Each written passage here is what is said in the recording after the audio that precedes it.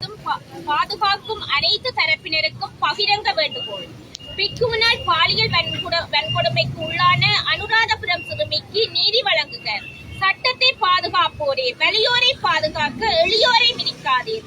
27 மே 2026 ஆகிய இன்று இலங்கையின் வடக்கு கிழக்கு மாகாணங்களின் 8 மாவட்டங்களையும் சார்ந்த பெண்களான நாம் அனுராதபுரத்தில் பிக்குவினால் பாலியல் வன்கொடுமைக்கு உட்படுத்தப்பட்ட சிறுமிக்காக நீதி கோரி சட்டத்தை நடைமுறைப்படுத்தும் அனைத்து தரப்பினரிடமும் எமது பகிரங்க கோரிக்கையை முன்வைக்கின்றோம்.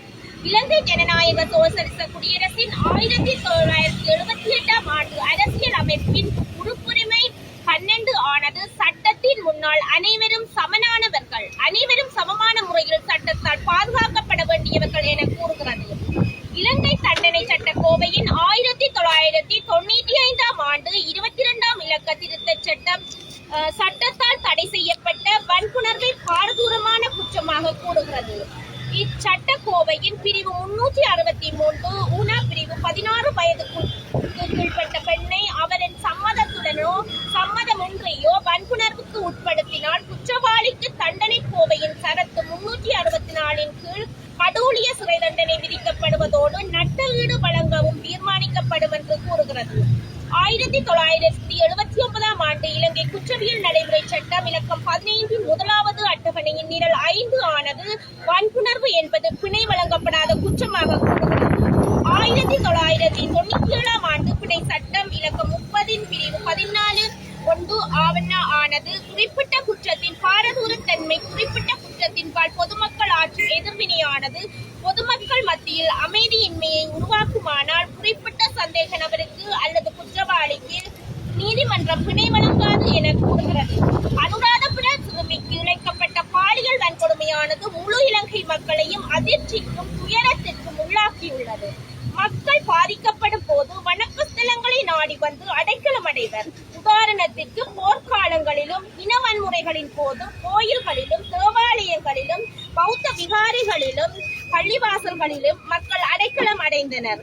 அந்தந்த வணக்கஸ்தலங்களை சார்ந்த மத தலைவர்கள் அவர்களுக்கு புகலிடம் அளித்து பாதுகாத்தனர்.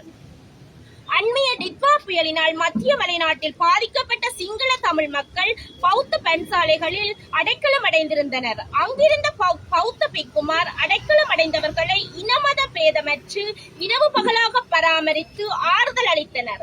ஒரு சிலர் தமது சுயநலன்களுக்காக மதத்தை கைவசமாக்கிக் கொண்டு குற்றங்களை இழைப்பதும் மதத்தின் பெயரால் தமது குற்றத்தை மறைக்க முயல்வதையும் அனுமதிக்க முடியாது. அவ்வாறே குறுகிய மதவாத சிந்தனையுடன் குற்றவாளிகளை பாதுகாக்க முயல்வதையும் அனுமதிக்க முடியாது. அனைவரும் சட்டத்தின் முன் சமனானவர்கள். அந்த அடிப்படையில் யார் குற்றம் புரிந்தாலும் அவர்களுக்கு பாரபட்சமின்றி தண்டனை வழங்க வேண்டும். பாலியல் குற்றவாளிகளை சமூக அந்தஸ்து, அரசியல் அதிகாரம், மத தலைமைத்துவம் ஆகிய காரணங்களுக்காக பாதுகாக்க வேண்டாம். சட்ட ஆட்சியை முதன்மைப்படுத்தி பாலியல் குற்றவாளிகளுக்கு உரிய தண்டனை வழங்குக. வடக்கு கிழக்கு பெண்கள் கூட்டு இலங்கை 27 மே 2026. பிரதிகள் கௌரவ பாரிந்த ரணசிங்க இலங்கை சட்டமா அதிபர், கௌரவ நீதியமைச்சர் ரசனநாயக்காரம், கௌரவ பெண்கள் மற்றும் சிறுவர் விவகார அமைச்சர் சரோஜா சாவித்ரி போல்ராஜ், பொலிஸ் மா அதிபர் சட்டத்தரணி பிரியந்த வீரசூரிய, இலங்கை மனித உரிமைகள் ஆணையகம், தேசிய சிறுவர் பாதுகாப்பு அதிகார சபை.